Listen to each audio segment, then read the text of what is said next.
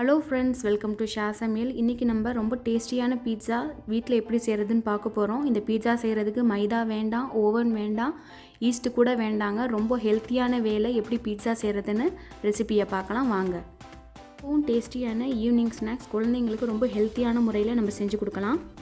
நம்ம ரெசிபிக்குள்ளே போகிறதுக்கு முன்னாடி ஷா சமையலோட ரெட் கலர் சப்ஸ்கிரைப் பட்டனை ப்ரெஸ் பண்ணிடுங்க. பக்கத்தில் இருக்கிற பெல் ஐக்கானையும் ப்ரெஸ் பண்ணிவிடுங்க. உடனுக்குடன் எங்கள் அப்டேட்ஸ் எல்லாம் உங்களுக்கு கிடச்சிரும்.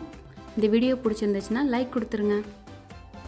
பீட்சா செய்கிறதுக்கு நல்ல அகலமான ஒரு பவுல் எடுத்துக்கோங்க. அப்போ தான் மாவு வந்து நல்லா மிக்ஸ் பண்ணுறதுக்கு ஈஸியாக இருக்கும். இப்போ நான் 1 கப் அளவு கோதுமை மாவு சேர்க்குறேன். 2 சிட்டிகை அளவு பேக்கிங் சோடா,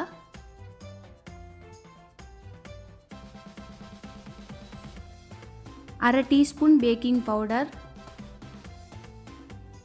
1/2 டீஸ்பூன் சர்க்கரை, தேவையான அளவு உப்பை சேர்த்து நல்லா இதை மிக்ஸ் பண்ணிக்கோங்க.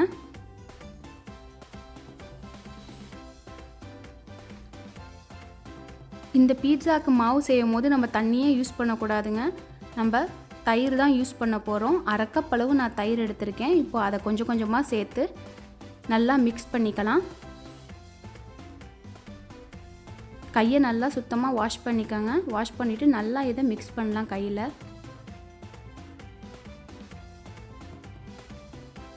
தண்ணி ஒரு சொட்டு கூட போடக்கூடாதுங்க. வீட்டில் செஞ்ச ஃப்ரெஷ்ஷான தயிரை யூஸ் பண்ணுங்கள். பாருங்கள், மாவு நல்லா பிசைஞ்சாச்சு. இந்த மாதிரி கையில் ஒட்டுங்க. இப்படி இருந்தால் பரவாயில்ல. உங்கள் கையை திருப்பியும் நீங்கள் தண்ணியில் வாஷ் பண்ணிவிட்டு நல்லா இந்த மாதிரி பிசைஞ்சு விடுங்க. இதுதான் கரெக்டான பதம். கடைசியாக 1 டேபிள் ஸ்பூன் அளவு எண்ணெய் ஊற்றி நல்லா மாவை பிசைச்சுக்கோங்க. இப்போ கையில் ஒட்டாது.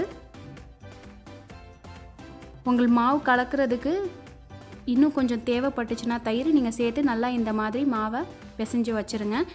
உடனே நம்ம பீட்சா ப்ரெட் ஆக்க ரெடி பண்ணிடலாம். கொஞ்சம் நான் கோதுமை மாவை தூவி விட்டுருக்கேங்க. தூவி விட்டுட்டு இப்போ நல்லா இதை தேய்ச்சிக்க போகிறோம். ரொம்ப மெலிசாக தேய்க்கக்கூடாது, கொஞ்சம் மீடியம் சைஸில் தேய்ச்சிக்க போகிறோம்.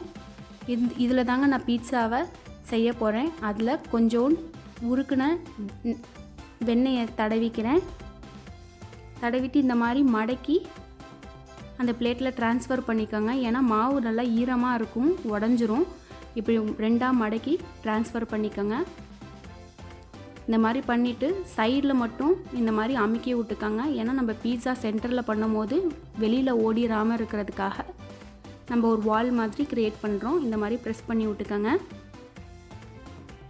இப்போது ஒரு ஃபோக்கை யூஸ் பண்ணி இந்த மாதிரி டாட் பண்ணிடுங்க. அப்போ தான் உள்ளே இருக்கிற மாவும் நல்லா வெந்து பீட்சா நல்லா ஃப்ளஃபியாகவும் சூப்பராக வரும். நான் வந்து பீட்சா சாஸ் எடுத்திருக்கேன். நான் 2 டேபிள் ஸ்பூன் அளவு பீட்சா சாஸை அப்ளை பண்ணுறேங்க. கடையிலே விற்கும், ரொம்ப டேஸ்டியாக இருக்கும். நல்லா அந்த பீட்சாவில் அப்ளை பண்ணிவிட்டு மொசரல்லா சீஸை மேலே தூவி விட்றேன். இப்போது தக்காளி கொஞ்சோண்டு, கேப்சிகம், வெங்காயம்லாம் நீட்டமாக கட் பண்ணி இப்படி மேலே ஸ்ப்ரெட் பண்ணி விட்டுக்கிறேங்க. இது சிக்கன் பீட்சா நான் செய்கிறது, அதனால் சிக்கன் 65 மதியானம் செஞ்சது மீதம் இருந்துச்சு. அதையும் மேலே அரேஞ்ச் பண்ணிக்கிறேன். நான் 3 கப் அளவு உப்பு நான்ஸ்டிக் பேனில் ஒரு 10 நிமிஷத்துக்கு மீடியமான ஃப்ளேமில் சூடு பண்ணிட்டேங்க. சூடு பண்ணிவிட்டு ஒரு மிக்ஸ் பண்ணிடுங்க. இப்படி இப்போ நான் ஒரு சில்வர் பவுல் எடுத்திருக்கேன். அதை அந்த உப்பு மேலே நல்லா அட்ஜஸ்ட் பண்ணி வச்சுக்கிட்டேங்க. ஏன்னா நம்ம பீட்சா பிளேட்டுக்கும் அந்த உப்புக்கும் 1 இன்ச் அளவு ஸ்பேஸ் இருக்கணும். அப்போ தான் அந்த பீட்சா மாவு வந்து நல்லா வெந்து நல்லா சூப்பராக இருக்கும். நீங்கள் அடியிலே வச்சிட்டிங்கன்னா சீக்கிரம் தீஞ்சு போயிடும். இப்போ நம்ம பீட்சா வச்சாச்சு.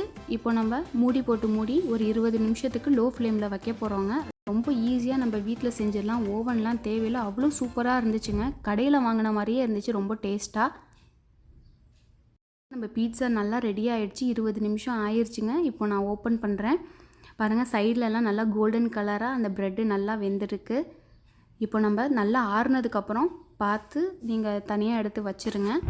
நம்மளோட டேஸ்டியான சிக்கன் பீட்சா ரெடி ஆகிடுச்சு. இது குழந்தைங்களுக்கெல்லாம் நீங்கள் செஞ்சு கொடுங்க, அவங்க ரொம்ப விரும்பி சாப்பிடுவாங்க. அப்படியே கடையில் வாங்கின மாதிரியே இருந்துச்சுங்க வீட்டில் செஞ்சது. இதுக்கு ஓவன்லாம் தேவையில்லை. நீங்கள் குக்கரில் கூட இதை பேக் பண்ணலாம் இதே மாதிரி. இப்போ நான் கட் பண்ணி உங்களுக்கு காமிக்கிறேன். அவ்வளோ சீஸியாக அவ்வளோ சூப்பராக இருந்துச்சு. நீங்கள் வந்து சீஸ் வந்து உங்கள்கிட்ட மொசரலா இல்லைனா நீங்கள் செண்டர் சீஸ் இல்லைனா சாண்ட்விச்க்கு யூஸ் பண்ணீங்க பார்த்தீங்களா, அந்த சீஸ் கூட போட்டுக்கலாம். பாருங்கள் சைட்லலாம் பாருங்கள் அவ்வளோ சூப்பராக வெந்திருக்கு. நம்மளோட டேஸ்டியான ஹெல்த்தியான பீட்சா ரெடி ஆகிடுச்சு. கண்டிப்பாக நீங்கள் வீட்டில் ட்ரை பண்ணி பார்த்துட்டு உங்கள் ஃபீட்பேக்கை கமெண்டில் தெரியப்படுத்துங்க. இந்த ரெசிபி உங்களுக்கு பிடிச்சிருந்துச்சுன்னா லைக் பண்ணுங்கள், ஷேர் பண்ணுங்கள் உங்கள் ஃப்ரெண்ட்ஸ் அண்ட் ஃபேமிலியோட. ஷா சமையலுக்கு மறக்காமல் சப்ஸ்கிரைப் பண்ணிடுங்க. தேங்க்யூ ஃபார் வாட்சிங்.